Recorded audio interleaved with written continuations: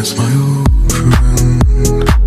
I've come to talk with you again, because a vision softly creeping left its scenes while I was sleeping.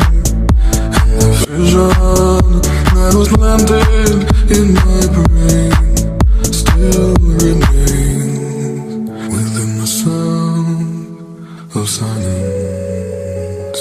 In restless dreams I walked alone, narrow streets of cobblestone. Neath the halo of a street lamp, I turned my collar to the cold and damp.